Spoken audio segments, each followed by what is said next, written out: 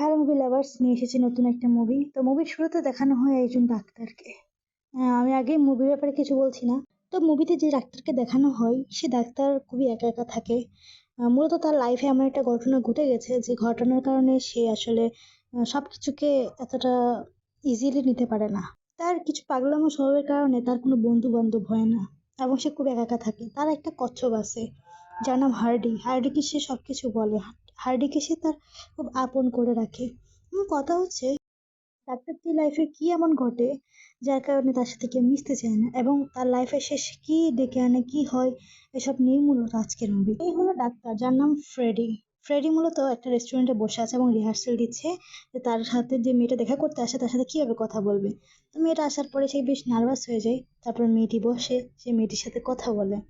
কথা বলার পর মেয়েটি তাকে বলে যে ঠিক আছে, কালকে আমরা দেখা করবো, কালকে আমি নক দিব, আজকে আমার একটা মিটিং আছে, এরকম বলে মেয়েটি উঠে চলে যায়। তো কি আর, ফ্রেডি বুঝতেই পারে যে মেয়েটা তাকে পছন্দ করেনি।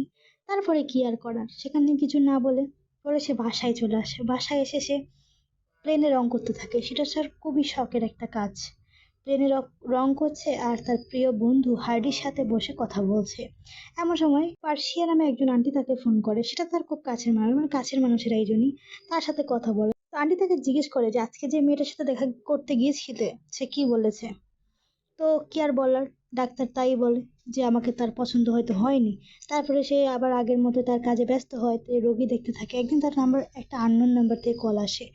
বলে যে আপনি একটি ম্যাট্রিমোনিয়াম সাইটে আইডি খুলেছেন, তো আপনি, আপনার প্রোফাইলটা ভালো লেগেছে, আমার আপনার সাথে দেখা করতে চাই। ফ্রেডিটাকে রেস্টুরেন্টের ঠিকানা দিয়ে দেয় পরের দিন যাতে তার সাথে দেখা করতে পারে। তো একই রেস্টুরেন্টের ঠিকানাই সে দিয়েছে। তো পরদিন সে আবারও আগের মতনই রেস্টুরেন্টে বসে ভাবতে থাকে যে কিভাবে সে মেয়েটি আসলে কথা বলবে। তো অনেক সময় পার হয়ে যায় কিন্তু মেয়েটা আসে না। এদিকে ওয়েটাররা তাকে দেখে হাসাহাসি করছে। তো একজন ওয়েটার তাকে জিজ্ঞেস করে যে সে কতদিন ধরে এরকম চেষ্টা চালিয়ে যাচ্ছে। আরেকজন বলে যে আমি তো 3 বছর ধরেই দেখছি। এদিকে কি হয় জানি না, পাশের ওয়েটারটা তার একটা ছবি তুলে নেয়। তো যাই হোক, এটা মনে রেখে নে, বিষয়টা পরে কাজে দিবে। তো তারপরে কি হয়, সে আর কিছু না করে বাসায় চলে আসে। তার খুবই মন খারাপ হয় যে মানুষটা আসবে বলেও আসলো না। তো কিছু করার নেই, পরে সে একটি বিয়ের অনুষ্ঠানে যায়। সেখানে আন্টিও গেছে তার সাথে, ওই যে পার্সি আন্টি গেছে। আন্টিটা বলে দেখো কত আনন্দ করছে সবাই, ওই দেখো ওই নীল শাড়ি পরা মেয়েটা তোমাকে দেখে হেসেছে। তো এটা শোনার পরে ফ্রেডি বলে সত্যি এসেছে? বলে হ্যাঁ, যাও তাড়াতাড়ি তার সাথে কথা বলো, না হয় আবার পরে মিস করবে। তো ভাই যায় আপার সাথে কথা বলতে। তার বুকের হার্টবিট কিন্তু আমি শুনতে পাচ্ছি, আপনারা কি শুনতে পাচ্ছেন? তো সে যায়, যেয়ে বলে আপনি কি আমাকে দেখে হেসেছেন? আপু বলে না তো, আমি তো আপনাকে দেখে হাসিনি। এটা বলার পরে তখন তার হাজবেন্ড সেখানে চলে আসে, বলে এটা এই ছেলেটিকে। তারপরে আপা বলে যে আমি জানি না, সে তো আমার সাথে কথা বলছে। তো ভাই বলছে যে একা একটা মেয়েকে পেয়ে কথা বলতে চলে এসেছেন। তারপর মেয়েটা কি বলে যে তুমি 2 মিনিট সময় দিয়েছি, 2 মিনিট একা ছিলে, এর ভিতরেই শুরু করে দিয়েছো, এরকম বলে সে ফ্রেডিকে একটা ধাক্কা দেয়। তারপরে মেয়েটিকে নিয়ে চলে যায়। তো কি আর করার, ভাইয়ের মন খারাপ হয়। তো পরের দিন ফ্রেডি আবার চেম্বারে যায়। চেম্বারে গিয়ে সে একা একা দাঁড়িয়ে আছে। এমন সময় আবার গতকাল রাতের সেই মেয়েটি তার সামনে আবার আসে। সে প্রথমে একটু ঘাবড়ে যায় যে মেয়েটি এখানে কেন।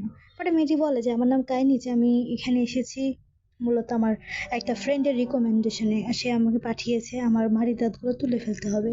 তারপর ডাক্তার তাকে দেখে বলে আচ্ছা ওখানে বসে পড়েন। তারপর তার দাঁত চেক টেক করে বলে আপনার তো খুব বাজে অবস্থা, আপনাকে খুব শীঘ্রই, মানে আজকালকের মধ্যে দাঁত তুলে ফেলতে হবে। তারপরে পাশে কাইনিস তার মায়ের একটা ছবি দেখে, কয় এটা কি আপনার মা? বলে হ্যাঁ, এটি আমার মা। তো কাইনিস তার মার বেশ প্রশংসা করে যে আপনার মা গান করে, আমিও তো এরকম বেহালা দিয়ে গান করতে পছন্দ করি, আমি পারি। তো ও বলে, ফ্রেডি বলে যে আপনি বেহালা বাজাতে জানেন? ও হ্যাঁ জানি, তবে আমি বিয়ের আগে বাজাতাম, এখন বাজাই না। তারপর ফ্রেডি বাড়ি চলে আসে এবং কাইনাসকে নিয়ে অনেক স্বপ্ন দেখতে থাকে, মানে তাকে ওয়াইফ করার স্বপ্ন দেখতে থাকে। তো পরের দিন সে চেম্বারে গিয়ে অপেক্ষা করতে থাকে যে কখন কাইনাচ আসবে। তারপর কাইনাচ আসে। কাইনাচকে বলে যে আজকেই তোমার এক্সরে গুলো দেখেছি, তোমার আজকের মতো দাঁতগুলো উপড়ে ফেলতে হবে, দাঁতগুলো তুলে ফেলতে হবে। তো কাইনাচ বলে তো ব্যথা পাবো না? কয় না, আমি নিশ্চয়ই সে দেবো, সামান্য অজ্ঞান হয়ে যাবে। তারপর সে তার সহায়ককে বলে যাও তুমি চা খেয়ে আসো, আমি দেখছি এতক্ষণ কি কি করা যায়। তারপরে ইয়ার ভাই তার গায়ের কাপড়টা ঠিক করে দিয়ে তার কাছে এসে বলে আই লাভ ইউ। তারপরে কি আর হওয়া, দাঁত তুলে দেয়। তারপর দাঁত ওঠার পরে ফ্রেডি কায়নাজকে জিজ্ঞেস করে যে তোমার কোনো অ্যালার্জি আছে, কিসে তোমার অ্যালার্জি হয়? তো তখন কায়নাজ বলে যে আমার সোডিয়াম সালফেটে অনেক অ্যালার্জি, আমার ডিশ ওয়াশ যে ধোয় না, যে তোমার ভিম বার থাকে বা যেগুলো ডিশওয়াশিং পাউডার থাকে, এগুলোতে তার অ্যালার্জি আছে। তারপর কায়েনাথ বাড়ি চলে আসে, তখন তার হাজবেন্ড তাকে জিজ্ঞেস করে যে কই গিয়েছিলি তুই, তুই কাদের সাথে আড্ডা দিয়ে এলি, এরকম বলে। এদিকে কায়নাজ বলে যে আমি দাঁতের ডাক্তার দেখাতে গিয়েছি। তারপরে এদিকে আবার ফ্রেডি কায়নাজের মেডিকেল ফাইল থেকে তার বাড়ির ঠিকানা নিয়ে সেখানে চলে যায়। কে সে জানলা দিয়ে দেখতে থাকে যে কাউকে দেখা যায় কিনা। এদিকে কায়নাজের সাথে তার স্বামী কথা কাটাকাটি করছে যে তুই বন্ধুদের সাথে আড্ডা মারতে গেছিস, এবং এর ভিতরে তাকে মারতে শুরু করে। মারতে মারতে এক পর্যায়ে তাকে জানলার কাছে নিয়ে আসে। এদিকে ফ্রেডি উপরের দিকে তাকিয়ে কায়নাজকে দেখতে পায়, দেখে তো তার খুব রাগ উঠে যায় যে তার হাজবেন্ড তার উপর এভাবে অত্যাচার করছে। সে প্রথমে যেতে চায়, কিন্তু কি ভেবে জানি সে আবার সেখানে আটকে যায় এবং পিছনে ফিরে চলে আসে। এদিকে আমাদের দেখানো হয় ফ্রেডির ছোটবেলার একটা ঘটনাকে, যেখানে তার বাবা তার মাকে গুলি করে শুট করে মেরে ফেলে এবং নিজেও শুট করে মরে যায়, এবং রক্তগুলো তার গায়ে এসে পড়ে, সেগুলো পরিষ্কার করছে মানে সে স্বপ্ন দেখছিল। তো পরের দিন কি হয়, সকালে সময় ওভার হয়ে যাওয়ার পরেও এখনো কায়নাথ আসে না, যার কারণে ফ্রেডি আবার কায়নাথকে ফোন করে যে তুমি এখন আসছো না কেন। এদিকে কায়নাথ ফোনটা ধরে বলে আমি এখন আসতে পারবো না, আমার স্বামী তো আমাকে অনেক মেরেছে, আমার তো এখন আসা নিষেধ, এরকম বলেছে। তো এদিকে আবার ভাই বলে যে ঠিক আছে, আমি একটা পার্কের ঠিকানা দিচ্ছি, ওই পার্কে আসো। তারপর ভাই গিয়ে পার্কে বসে থাকে, সেখানে আবার কায়নাথ আসে, আসার পরে তার গায়ে অনেক মারের চিহ্ন দেখা যায়। তারপরে আবার ফ্রেডি বলে যে তোমাকে এভাবে অত্যাচার করে, তারপরেও কেন তুমি তার সাথে আছো। তখন সে বলে এ তো আমার স্বামী, যদি আমি সিঙ্গেল থাকতাম তাহলে কাউকে নিয়ে স্বপ্ন দেখতে পারতাম, কিন্তু আমি তো এখন বিবাহিত, এখন আর কার কাছেই বা যাবো। এই কথাটা শুনে আবার ফ্রেডির মাথায় কিছু একটা ঘুরে, সে বলে ঠিকই তো, সে যদি সিঙ্গেল হতো সে আমার সাথে আসতো। তখন তার মাথায় বুদ্ধি খেলে। তো পরে দেখা যায় সে আবার কায়নাথের জন্য, মানে নতুন প্রেম হলে যা হয় আর কি, নতুন কাপড় চোপড় কিনে তার চশমাটাও পাল্টে ফেলে, সুন্দর ফিটফাট করে গিয়ে তার বাড়ির সামনে গিয়ে দাঁড়িয়ে থাকে। আর কায়নাথকে ফোন করে বলে যে তুমি আসন নিচে একটু দেখা করে যাও, আমি গাড়িতে বসে আছি। কিন্তু কায়নাথ বলে যে না, আজকে না, কালকে কফি শপে দেখা করব। এভাবে পরের দিন আবার ভাইয়ের সাথে মানে ফ্রেডের সাথে কায়নাথের সাথে দেখা হয়। তারা দুজনে কফি শপে বসে অনেক আড্ডা দেয়, এবং আহ ফ্রেডি তাকে একটা বই দেয়, যে বইটা আসলে তার যে কষ্ট পাচ্ছে বা ইন্সপিরেশনের জন্য, যে যাতে কোনো কারণে মন খারাপ না করে বা তার স্বামীর অত্যাচারে যাতে ভেঙে না পড়ে তার জন্য। এখন দুজনের মধ্যে অনেক ভালো একটা সম্পর্ক চলতে থাকে, দেখা সাক্ষাৎ হয়। একদিন সিনেমা দেখতে গিয়ে ভাই আবার তার ঠোঁটে চুমু খায়। কায়নাজ আবার সেখান থেকে বের হয়ে চলে আসে। তো সে আবার কায়নাজকে ফোন করতে থাকে যে আবার কায়নাজ রাগ করলো কিনা। কিন্তু পরের দিন আবার কায়নাজকে ফোনে না পেয়ে সে বাসায় যায়। দরজা খুলে দেখে কায়নাজকে দেখতে মানে খুবই বীভৎস লাগছে, তো মানে তার স্বামী তাকে অনেক পিটিয়েছে, তার সারা মুখেই মারের আঁচড়, তাকে অনেক অত্যাচার করা হয়েছে। তারপর কায়নাজ ফ্রেডিকে জড়িয়ে ধরে এবং বলে যে আমি কি করব, কিভাবে তার কাছ থেকে মুক্তি পাবো, আমার জীবনটা তো নরক হয়ে গেছে। তো তখনই ফ্রেডি বলে তাকে আমাদের সরিয়ে দিতে হবে, তাকে সরিয়ে দিলেই তুমি একমাত্র মুক্তি পাবে। তারপরে কায়নাচ অনেক কান্না করতে থাকে। তো ভাই এবার ভাবতে থাকে কিভাবে কায়নাচের স্বামী রুস্তমকে মারা যায়। এদিকে আবার রাতে ফার্সি আন্টি কল করে এবং তাকে বলে যে তুমি কিছু নাকি চিন্তিত, তুমি কি হয়েছে তোমার। এদিকে আবার সে বলে যে না, তেমন কোনো সমস্যা না। তারপরে তারা আবার দেখা করতে আসে, মানে ফ্রেডি আর কায়নার দেখা করতে আসে। তারা প্ল্যান বানাতে থাকে কেমনে কি করবে, কিভাবে সরানো যায়। রাতে ফ্রেডি কি জানি মনে করে তার বাবার পিস্তলটা বের করে। এটা হলো সে বাবার পিস্তল, যে পিস্তলটা দিয়ে তার বাবা তার মাকে খুন করে নিজেও খুন হয়েছিল। তারপরে সে গাড়ি করে বাইরে বের হয়, রুস্তম যেখানে জগিং করতে বের হয় সেখানে আবার একটা ফকিরও থাকে, ভিক্ষুক। সেদিন সে ছিল না।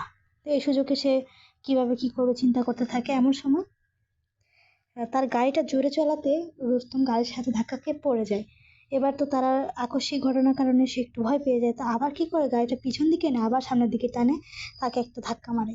এরকম করে 2-3 বার ধাক্কা মেরে সে এবার বাড়ির দিকে রওনা দেয়। তারপরে সে রাস্তার মধ্যে তার যে অ্যাসিস্ট্যান্ট ছিল তাকে ফোন করে বলে যে কয়েকদিন ক্লিনিক বন্ধ থাকবে, আমি একটু বেড়াতে যাচ্ছি, আমাদের ফার্ম হাউস আছে, ওই ফার্ম হাউসে আমি 1 সপ্তাহের জন্য বেড়াতে যাচ্ছি। এদিকে পুলিশরাও তো কোনো কিছু খুঁজে পাচ্ছে না, কারণ কারণ খুনের পরে সেখানে বৃষ্টি হয়েছিল, যার কারণে সব প্রমাণ ধুয়ে মুছে চলে যায়। তারপরে রুস্তম ফার্ম হাউসে যাওয়ার আগে সে কায়নাজের সাথে দেখা করতে যায়। কায়নাজের বাসায় গিয়ে দরজা নাড়তে একটা ছেলে বের হয়ে আসে। এ হলো সে, চিনতে পেরেছেন, ওই যে রেস্টুরেন্টের যে ওয়েটার ছিল সে। তো সে জিজ্ঞেস করে, মানে ফ্রেডি জিজ্ঞেস করে যে তুমি এখানে কেন, কায়নাজ কোথায়। ওইদিকে হাসতে হাসতে কায়নাজ মুড নিয়ে বের হয়ে আসে। অর্থাৎ বোঝা যাচ্ছে কায়নাজের এসব প্ল্যানিং ছিল। চটকা খেয়েছেন, এজন্য বলেছিলাম যে এই ছেলেটাকে মনে রাখার জন্য। এ হচ্ছে কায়নাজের বয়ফ্রেন্ড, তার মানে কায়নাজের স্বামীকে সরানোর জন্য এটা দুজন প্ল্যান করেছে, আর সেই প্ল্যানে বলদ হয়েছে কে, ফ্রেডি। ওই ছেলেটা মূলত ফ্রেডিকে ফাঁসানোর জন্য তার একটা ছবি তুলে নিয়েছিল। এদিকে কাইনাজ বলতে শুরু করে, আমি তো তোমাকে কোনো ভালোই বাসিনি। মূলত তুমি যে রেস্টুরেন্টে গিয়েছিল, ওই রেস্টুরেন্টটা ছিল আমার স্বামীর। আমার স্বামী আমার উপর অনেক অত্যাচার করতো, আমি তার সব অত্যাচার সহ্য করে নিই। কারণ হলো সে মারা গেলে তার রেস্টুরেন্টটা আমার নামে হয়ে যাবে। সেজন্য আমি এই রেস্টুরেন্টের এর সাথে মিলে প্ল্যানিং করি, যাতে আমি আমার স্বামীকে সরাতে পারি। আর সেখানে তোমাকে আমরা ব্যবহার করি। তুমিও আমাকে ভালোবেসে ফেললে আর তুমিও এখানে জড়িয়ে পড়লে। তো এখানে আমার কি করার আছে বলো? এরকম বলে। আর ফ্রেডিকে অনেক বকা দিতে থাকে যে তোর মতো বলদের সাথে কি আমি প্রেম করবো রে, আমি কত হট কত সেক্সি আর তুই একটা বলদ, এরকম বলে। এদিকে ফ্রেডির তো মনে গুঁড়ো গুঁড়ো হয়ে যাচ্ছে, কারণ সে জীবনে প্রথম কাউকে ভালোবেসেছে, কাউকে আপন করে পেতে চেয়েছে। কিন্তু এখানে দেখা যায় যে তার বিপরীতটা। এদিকে আবার কাইনাস তাকে সে বইটা ফেরত দেয়, যে যা তোর বই তুই নিয়ে নিজে সান্ত্বনা নে। এইসব কথা শোনার পরে ফ্রেডি আবার বাসায় এসে অনেক কান্না করতে থাকে এবং সে খুব পাগল হয়ে যায়, মানে খুবই আপসেট হয়ে যায়। তো সে যাকে ভালোবাসলো, বিশ্বাস করলো, যার জন্য একটা খুনও করলো, সে তাকে এভাবে ফাঁসালো এবং তাকে অকৃতজ্ঞতভাবে বের করে দিয়েছে। এসব ভাবতে ভাবতে সে আবার ফ্লোরে শুয়ে ঘুমিয়ে পড়ে। এদিকে দেখানো হয় পরদিন সকালে ফ্রেডি ওঠে এবং ফ্রেডির খুব মন খারাপ হয়, কিন্তু কি আর করার। সে কি করে, কায়নাজের জন্য সে যে জামা কাপড় কিনেছিল সুন্দর সাজার জন্য, সবগুলো সে পুড়িয়ে ফেলে। তারপর দেখা যায় কায়নাজ তার অফিসে বসেছে, আজকে সে কাজ করছে। তখন আবার ম্যানেজার এসে বলে যে আসলে ভাইয়া মরে যাওয়াতে আমরা খুবই কষ্ট পেয়েছি, এখন তো কোম্পানির সব দায়িত্ব আপনারই, তাই না? তো এইদিকে আবার কি হয়, কায়নাজের মুখে একটা হাসি ফুটে ওঠে, মানে সে একটু প্রশান্তির হাসি হাসে। এদিকে আবার ফ্রেডি চেষ্টা করে নিজেকে স্বাভাবিক রাখার জন্য, নিজের প্রতিদিনের কাজকর্মে নিজেকে ব্যস্ত রাখে। এদিকে কি হয়, এদিকে ফার্সি আন্টিকে সেগুলো জানায়, মানে তার ব্রেকআপ হয়েছে। তো ফার্সি আন্টি থেকে বলে যে তোর কেন ওর সাথে ব্রেকআপ হয়েছে, তুই বল, যদি বলস আমি তার সাথে কথা বলবো তোদের সম্পর্কের ব্যাপারে। কিন্তু এদিকে আবার ফ্রেডি মানা করে যে না, তার সাথে কথা বলার দরকার নেই। এদিকে একদিন ফ্রেডি আবার তাদের রেস্টুরেন্টে যায় এবং একের পর এক ফালুদা অর্ডার করতে থাকে এবং কায়নাজকে দেখতে থাকে। এদিকে আবার রবিন কি করে, ফ্রেডিকে দেখে কায়নাজের সাথে ফ্লার্টিং করতে থাকে। এদিকে তো ভাই চোখ সরাচ্ছে না, ফ্রেডি একের পর এক খেতেই থাকে, একের পর এক ফালাদা অর্ডার করতে থাকে এবং তার চোখ দিয়ে পানি গড়িয়ে পড়তে থাকে। এদিকে আবার দেখা যায় সেখানে রবিনে তার ফালাদার মধ্যে থুতু ফেলে বলে নে এবার খা। দেখা যায় ফ্রেডি সেই ফালুদাও খেয়ে নেয়। কি বীভৎস দৃশ্য, মানে কষ্ট পেলে মানুষ কি করে। এদিকে দেখা যায় কাইনাজের কোনো রিয়েকশনই নেই, সে তো খুবই খুশি। সে তো ফ্লার্ট করতে থাকে, সে বলে যে এখনো পিছনে পড়ে আছিস বে, এখন পিছন থেকে সরে যা, না হলে তোর নামে মামলা করে দেব, তুই আমার পিছন পিছন ঘুরিস, এসব কথা বলতে থাকে। এদিকে আবার রবিন কি করে, ফ্রেডিকে কষিয়ে একটা চড় মারে, বলে তুই যে আমার গার্লফ্রেন্ডের পেছন পেছন ঘুরিস, তার কিন্তু প্রমাণ আমার কাছে আছে। তুই যে তার বাড়ির নিচে গিয়ে বসে থাকতি, দাঁড়িয়ে থাকতি, সবগুলোর ছবি আমার কাছে আসে। এগুলো দেখেছে, ফ্রেডিকে ভয় দেখাতে থাকে। তো ফ্রেডি আর কি করার, সে মনে অনেক কষ্ট নিয়ে আবারও বাইরে বেরিয়ে আসে। তারপরে সে মনে অনেক বড় একটা প্ল্যান আটকাতে থাকে। তো সে কি করে, চাবির দোকানে যায় এবং কাইনাজদের বাড়ির চাবির ডুপ্লিকেট করার জন্য সে মানে অপেক্ষা করতে থাকে। এক পর্যায়ে যখন কাইনাজ আর রবিন ঘর থেকে বেরিয়ে যায়, তখন সে ঘরে ঢুকে এবং ডুপ্লিকেট চাবির মাধ্যমে সেখানে প্রবেশ করে। তারপরে কি আর করে, সেখানে সে ফ্রিজ করে দেখে ডাল আছে, সে ডালের মধ্যে গমের ওষুধ মিশিয়ে দেয়।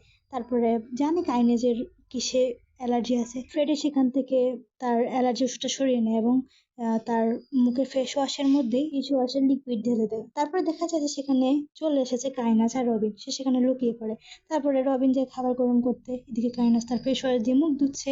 ফ্রেডি রাগ করে আর যতটুকু ঘুম ওষুধ ছিল সেগুলো ডালে মিশিয়ে দিয়ে বের হয়ে চলে আসে।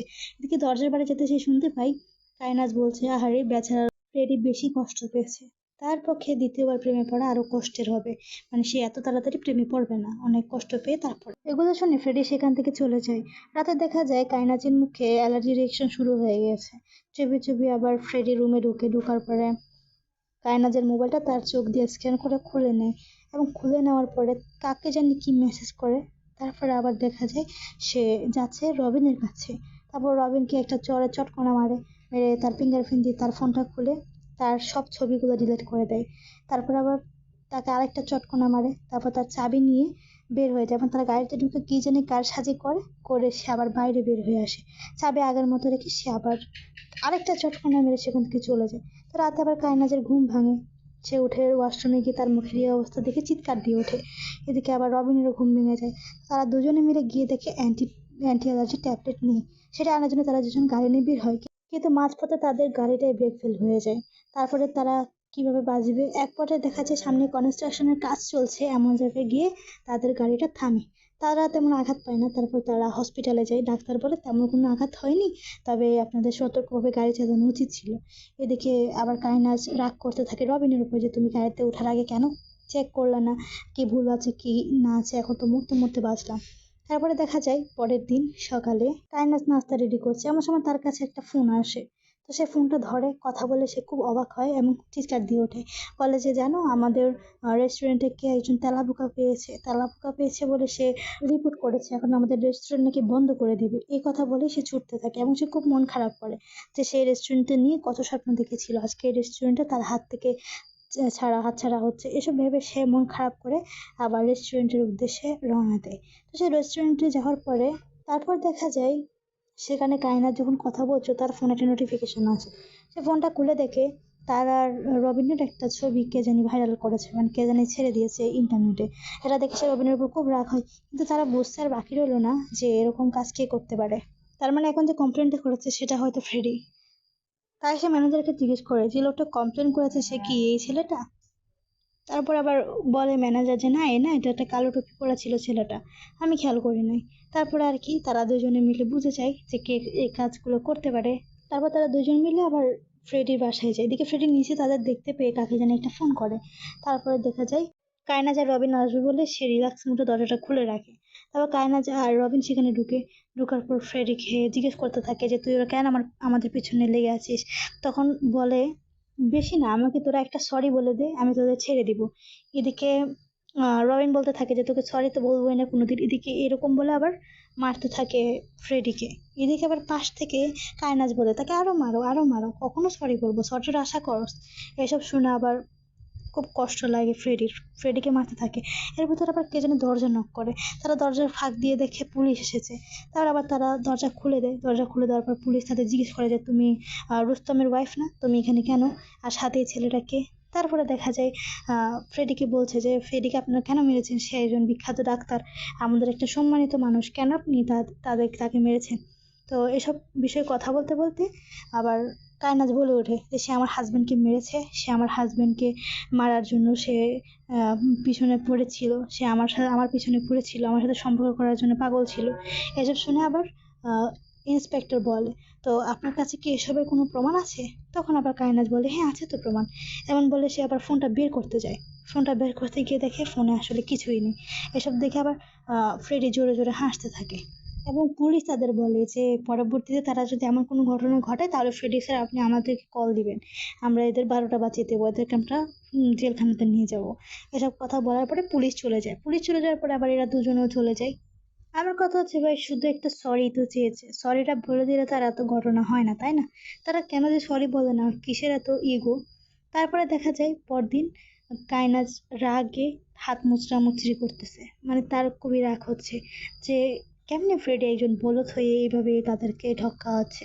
তারপরে দেখা যায় সেখানে আবার রবিন তাকে বলছে যে আমাদের তাকে একবারে শেষ করে দিতে হবে, তাছাড়া কোনো উপায় নেই। তাকে শেষ করবো কেন, তাকে মেরে ফেললেই আমরা মুক্তি পাবো। এদিকে দেখা যায় ফ্রেডি পার্সি আন্টির সাথে বাইরে ঘুরতে বের হয়েছে। তারা দুজনে হাসছে। এদিকে পার্সি আন্টি বলে বেটা তুই মন খারাপ করিস না, সব কিছু ঠিক হয়ে যাবে। সবসময় কি খারাপ সময় চলে, আর ওর মতো একটা মেয়ে তোকে রিজেক্ট করেছে তো কি হয়েছে, আরো অনেক মেয়ে আসবে। এদিকে আন্টি তো আর এত ঘটনা ঘটে গেছে এগুলো বলতে পারে না তাই না। এদিকে আবার ফ্রেডি রাতে ঘরে আসে, ঘরে এসে দেখে যে ঘরের অবস্থা খুবই খারাপ, ঘরের সামনে একটা গুলি রাখা আছে, আর ভিতরে গিয়ে দেখে ঘরের সব জিনিসপত্র এলোমেলো করা। এদিকে দেখা যায় ফ্রেডি আবার ফোন করে কায়নাজকে ফোন করে এবং কায়নাজকে বলে যে তোমরা আমার বাসায় এসেছো না, আমার বাসা সবকিছু এলোমেলো করে দিয়েছো, কেন এমন করেছো। এদিকে আবার কায়নাজ বলে যে তুমি আমাদের বাসায় যে এসেছিলে তাহলে আমরা গেলে সমস্যা কোথায়। আর তখনই আবার ফ্রেডি বলে যে তোমাদের ঘরে যে সাপ ছেড়ে এসেছি। এটা কথা শোনার পর তারা দুজনে সাপ খুঁজতে বেরিয়ে যায়। সাপ খুঁজতে খুঁজতে তারা এক পর্যায়ে একটা সাপ পায়, আসলে এটা সাপ ছিল না, এটা ছিল রবিনের বেল্ট। তারপর দুজনে আবার ঘর থেকে বের হয়ে একটা 5 স্টার হোটেলে চলে যায়। তো সেখানে যাওয়ার পর আবার রবিন বলে যে শালা আমাদেরকে শুধু ভয় দেখাচ্ছে। তারপরে আবার কায়নাজ বলে যে সাপ আছে বললো। এদিকে আবার রবিন বলে যে আমার তো মনে হয় এখানে কোনো সাপই নেই, সে আমাদেরকে শুধু ভয় লাগানোর জন্য এরকম বলেছে। এদিকে আবার কায়নাজ কি করে ফ্রাডিকে একটা কল করে, ফ্রাডিকে কল করে বলে আসলে তুমি জানো কচ্ছপের স্যুপ করে খেতে কেমন। এই কথা বলার সাথে সাথে আবার ফ্রেডি তার প্রিয় কচ্ছপটাকে খুঁজতে শুরু করে। এদিকে দেখা যায় তার কচ্ছপটাকে সে কোথাও খুঁজে পায় না। সিসি ক্যামেরার ফুটেজ এসে দেখে রবিন আর একটা ছেলে এসে তাদের কচ্ছপটাকে ধরে নিয়ে গেছে। এদিকে দেখা যায় কায়নাজ বলছে যে এবার তো রবিন মরবেই, কারণ সে তার কচ্ছপকে হারিয়েছে, যেটা তার সবচেয়ে কাছের সবচেয়ে একজন প্রিয় বন্ধু ছিল, তাকে তুমি চুপ করে ফেলেছো। এই কথা শোনার পর আবার রবিন বলতে থাকে যে সে তো এখন আমাদের কোনো একটা প্রতিশোধ নিবে, যেহেতু তার প্রিয় জিনিসটাকে আমরা মেরে ফেলেছি। এদিকে দেখা যায় ফ্রেডি তার প্রিয় কচ্ছপ হার্ডির জিনিসপত্রগুলো নিয়ে গিয়ে এক জায়গায় কবর দিয়ে দেয় এবং খুব কান্না করতে থাকে, কারণ তার একমাত্র বন্ধু হিসেবে এই কচ্ছপটাই ছিল। তারপর সে তার ফার্ম হাউসে ফোন করে বলে, ফার্ম হাউসটা তুমি গুছিয়ে রাখো, আমার কিছু ফ্রেন্ড নিয়ে সন্ধ্যাবেলা আসছি, আর তুমি এক সপ্তাহ ছুটি নাও, এক সপ্তাহ কোথাও গিয়ে ঘুরে আসো। এদিকে আবার ফ্রেডি ওই ভিক্ষুকটাকে কিছু টাকা দেয়, কেন দেয় সেটা আমরা পরে জানতে পারবো। এদিকে দেখা যায় সে ভিক্ষুকটা আবার পরের দিন পুলিশ স্টেশনে এসে পুলিশকে বলতে থাকে যে ওই দিন যে লোকটার মারা গিয়েছিল, রুস্তম নাম, তা সে সবসময় আমি যেখানে থাকি ওই সামনের রাস্তা দিয়ে জগিং করতো।